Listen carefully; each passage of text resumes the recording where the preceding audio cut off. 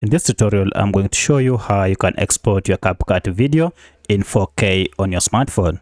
So I have here my video, and to export it in 4K, all you need to do, go over to this option here, AI Ultra HD, and then tap on the drop down arrow. And as you can see, the current resolution is set to 1080. To change this to 4K, now increase this to 4K/2K here. However, you have to note that the 4K option is available for pro accounts. So once you have switched to 4K, go ahead and export your video. So that's how you export videos from CapCut in 4K. If you have any other question, kindly let me know in the comment section. Otherwise, if this video was helpful to you, kindly hit the like button and subscribe to this channel to support me.